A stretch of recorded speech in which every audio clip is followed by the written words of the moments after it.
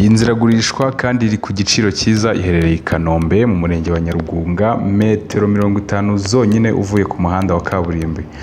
Iyi nzu ngira ngo murabibona ko ari inzu nziza cyane, ifite parikingi nini cyane kandi ikagira n'urubaraza rw'ubwenge. Iyi nzu iba nziza cyane iyo ugeze mu majaride yayo, aho utangira kubona indabo zimeze nk'izo muri Edeni.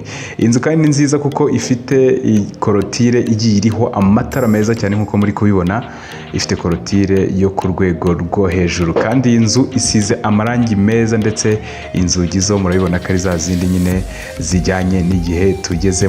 Iyi nzu ifite parikingi nini cyane, wagera ku matara yayo ni amatara meza cyane, ubona ko hari n'amatara agiye yometse ku bikuta, amatara ajyanye n'igihe tugezemo. Iyi nzu kandi ifite n'ikoranabuhanga rimwe, yesitayemo ikoranabuhanga rya CCTV cameras. Iyi nzu ntacyo wayishinja.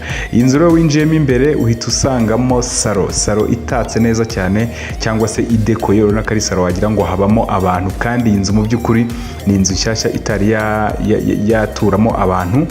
Iyi nzu rero irimo amatara meza ajyanye n'igihe tugezemo, urabona ko ari amatara ahinduka, ucana ugahindura ibyo ushaka byose, hanyuma amabara yayo akagenda uyahindura uko ushaka. Iyi nzu urabona ko ifite saramanje, cyangwa se hamwe bicara barimo bafata amafunguro. Iyi ni saramanje nziza cyane, ngira ngo urabibona ko muri saramanje harimo amatara agezweho cyane nk'iri ngiri muri kureba, urabona ko ari amatara meza y'ubwenge. Iyi nzu rero ifite ibyumba binini cyane, urabona ko tugeze mu cyumba tayari.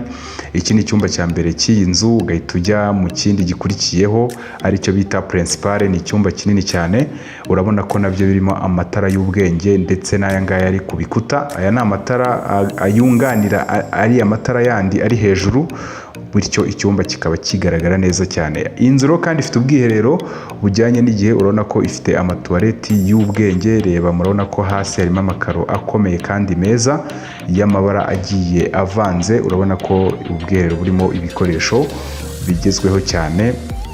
Iyi nzu nayigushimira kabisa. Urabona ko ubu bwiherero tugezemo ni bwa bwiherero bwa cya cyumba cya principal ndimo mbayereka mu kanya. Ubu bwiherero urabona ko utanamenya ko ari icyumba cy'ubwiherero, ahubwo ni icyumba kinini cyane wagira ngo ni ahantu umuntu arara. Urabona ko n'ubwiherero bwa kijyambere rwose.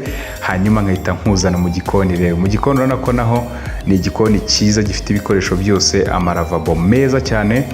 Iyi nzu kabisa nayigushimira kugira ngo ube wayigurira igihe cyose waba uyishaka. Igikoni urabona ko ni igikoni kirimo utubati twiza cyane, ni igikoni kijyanye n'iterambere tugezemo. Iyi nzu rero urabona ko iyo ugeze mu gikari cyaho naho ni igikari kinini cyane cyagutse, kandi urabona ko bayubakiye ku rwego rwiza. Harimo tanka ishobora kubika amazi, harimo imashini ishobora kuzamura amazi igihe yabaye make.